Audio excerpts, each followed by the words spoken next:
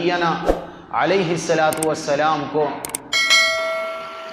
اپنا خلیل بنایا، نبی بنایا، پیغمبر بنایا، اور ایسے خاندان میں پیدا فرمایا کہ جہاں پر بت پرستی کی جاتی تھی، بتوں کو پوجا جاتا تھا، خدائے یکتا کو چھوڑ کر معبودان باطلہ کو الہ اور معبود سمجھا جاتا تھا۔ حضرت ابراہیم علیہ السلام نے اپنی قوم کی، اپنے گھرانے سے اور اپنی قوم سے بتوں کی تذلیل کرنی شروع کی، لوگوں کو سمجھانا شروع کیا، باپ کو سمجھایا، ماں کو سمجھایا، اور اسی طرح اپنے خاندان والوں کو سمجھایا، قریش قبیلے والوں کو سمجھایا، شہر والوں کو سمجھایا، یہاں تک کہتے ہیں کہ بادشاہ نمرود کو بھی سمجھا دیا، لیکن کسی کے کانوں میں جوں تک نہ رینگی۔ سبھی نے حضرت ابراہیم علیہ السلام کو برا بھلا کہنا شروع کیا، اور سبھی نے حضرت ابراہیم علیہ السلام کو تکلیف پہنچانے کے پروپیگنڈے کرنے لگے۔ وہ کہتے ہیں نا، قالوا حرقوه وانصروا آلہتکم ان کنتم فاعلین، کہ حضرت ابراہیم علیہ السلام نے ان کے بتوں کی تذلیل کی۔ ایک وقت آیا کہ سارے بتوں کو توڑ دیا، بت خانے میں چلے گئے اور کلہاڑے سے جم کر سارے بتوں کو توڑ دیا۔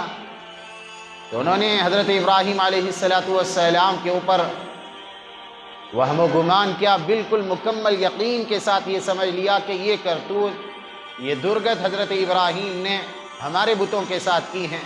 تو کہنے لگے حرقوه وانصروا آلہتکم، کہ بھائی اس کو جلا دو، لکڑیاں اکٹھی کرو۔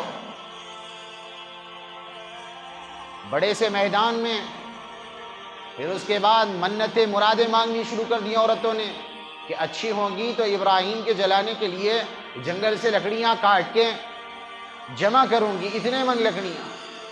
بہرحال حضرت ابراہیم علیہ السلام کے لیے آگ بھڑکائی گئی، آگ جلائی گئی۔ اب حضرت ابراہیم علیہ السلام کو منجنیق کی مدد سے باقاعدہ آگ میں ڈال دیا گیا۔ اللہ کا کرنا ایسا ہوا، اللہ نے کہا باقاعدہ ڈائریکٹ آگ کو حکم دیا کہ یا نار کونی بردا وسلاما علی ابراہیم، کہ ابراہیم، اے آگ ابراہیم کے لیے سلامتی والی اور ٹھنڈی آگ بن جا سلامتی کے ساتھ۔ بہرحال حضرت ابراہیم علیہ السلام کو اللہ پاک نے امن و امان نصیب فرمایا، آگ کے شعلوں کو گلے گلزار بنا دیا۔ تقریباً 7 دن، ایک روایت میں آتا ہے کہ 40 دن حضرت ابراہیم علیہ السلام نے اس آگ میں وقت گزارا۔ پھر اس کے بعد وہاں سے نکل گئے حضرت ابراہیم علیہ السلام، اناج کے سلسلے میں بادشاہ وقت کے پاس پہنچ گئے۔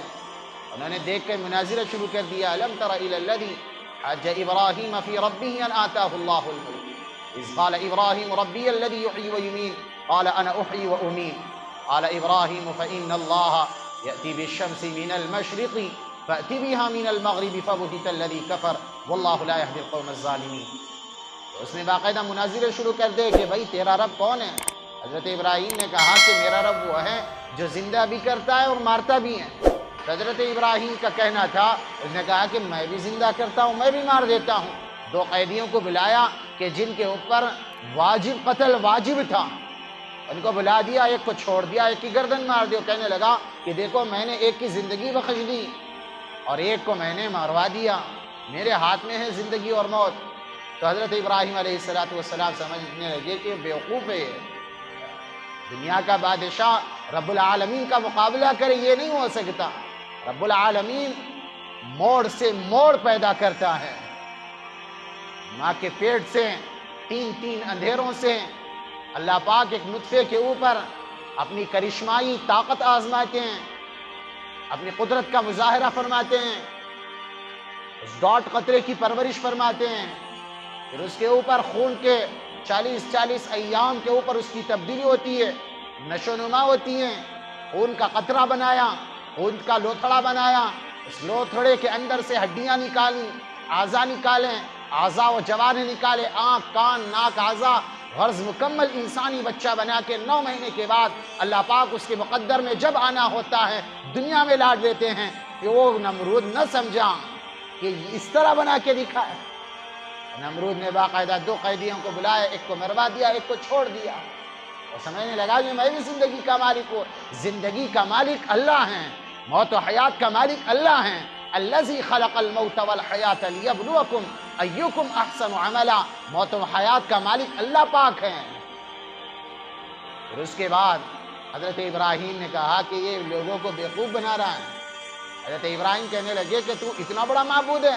میرا معبود وہ ہے جو مشرق سے سورج نکالتا ہے اور مغرب میں ڈبوتا ہے۔ تیرے پاس اگر طاقت ہے، تو خدا کہلانے کے لائق ہے، اگر تو اپنے آپ کو خدائی کا دعویٰ کرتا ہے تو یہ تیرے اندر یہ صلاحیت ہوگی کہ میرا رب مشرق سے سورج نکال کر مغرب میں ڈبوتا ہے، تیرے اندر طاقت ہے تو مغرب سے نکال اور مشرق میں ڈبو۔ کہتے ہیں فَبُهِتَ الَّذِي كَفَرَ، کافر تھا، انکار کر گیا، حیران رہ گیا، شدہ رہ گیا، کوئی جواب نہ بن پایا۔ حضرت ابراہیم علیہ السلام کو اس نے فوراً غصے میں آ کے وہاں سے نکال دیا اور اناج بھی نہ دی۔ پھر اس کے بعد کہتے ہیں کہ حضرت ابراہیم علیہ السلام نے نمرود کو بھی دعوت دی۔ کس کو بھائی؟ نمرود کو بھی دعوت دی۔ اس کو بھی کہا کہ یکتا، خدا یکتا کی عبادت کرو، اللہ کی عبادت کرو، کامیاب ہو جاؤ گے۔ اللہ کو الہ مان کے زندگی گزارو، کامیاب ہو جاؤ گے۔ یہ میلے، یہ ٹھیلے، اور اسی طرح یہ جوان، اور اسی طرح یہ فوج پیادہ پا، یہ تیرے حکومت کے کارندے، یہ تیری حکومت، اور اسی طرح یہ تیرے وزیر، یہ کچھ کام نہیں آنے والے ہیں۔ کام آنے والی ذات اللہ کی ہے، اس کے سامنے ماتھا جھکاؤ۔ وہ انکار کر دیا تو کہتے ہیں حضرت ابراہیم علیہ السلام نے اسلام کی دعوت پہنچائی، اسلام کی باقاعدہ اس کے سامنے پیشکش کی، اس نے انکار کیا 1 مرتبہ، 2 مرتبہ، 3 مرتبہ۔ جب انکار کر دیا تو اس نے باقاعدہ خدا کو برا بھلا کہنا شروع کر دیا۔ حضرت ابراہیم علیہ السلام نے کہا کہ دیکھ ڈر، تجھے اپنی طاقت پر، تجھے اپنی فوج پر گھمنڈ ہے، تو اللہ کی بھی اپنی فوج ہے، اللہ کی بھی اپنی طاقت ہے، اللہ کی بھی اپنی بڑی قدرت ہے، اللہ کی شان الگ ہے۔ اس کی طاقت کے سامنے گھٹنے جھکا تو انکار کر دیا، انہیں اعلان کر دیا کہ میں خدا کے ساتھ، تیرے خدا کے ساتھ اعلان جنگ کرتا ہوں، تو بلا لے اپنے خدا کو، اپنی خدا کی فوج کو بلا لے۔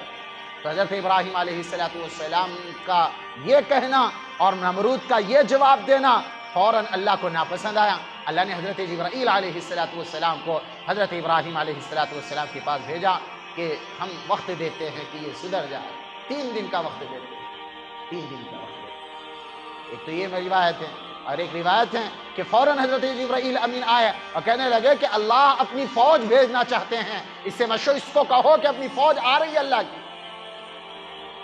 تو جیسے حضرت ابراہیم علیہ السلام نمرود کے دربار میں جا کے نمرود کو کہنے لگے خدا کی فوج آ رہی ہے، نمرود کہنے لگا کہ 3 دن کا مہلت دو مجھے۔ اس نے 3 دن کی مہلت مانگی، اللہ کی طرف سے 3 دن کی مہلت مل گئی، تو کہتے ہیں اس نے لاکھوں کی فوج جمع کی حضرت ابراہیم اور حضرت ابراہیم علیہ السلام کے خدا کی فوج سے لڑنے کے لیے۔ آدمی کو پیسہ، مال، دھن دولت کہاں تک پہنچا دیتا ہے؟ عہدے کا نشہ، وزارت کا، صدارت کا نشہ، بادشاہت کی کرسی، تخت و تاج کا نشہ، وہ اللہ کے ساتھ باقاعدہ لڑنے کے لیے تیار ہو گیا۔ تو میرے بھائی کبھی خدا نہ بننا، اللہ نے دی ہوئی چیزیں ہیں، ان کا صحیح استعمال کر کے بندہ بن کے زندگی گزارو گے، اللہ دنیا بھی آباد کرے گا، اللہ آخرت بھی آباد کرے گا۔ تو کہتے ہیں 3 دن کی مہلت مانگی، ہزاروں لاکھوں فوجوں کو اس نے جمع کیا اور ان کے اسلحے بنوائے اور ان کے اسلحے بنوائے اور ان کے لیے تلواریں دیں، نیزے رکھے، سب کچھ انہوں نے تیار کیا۔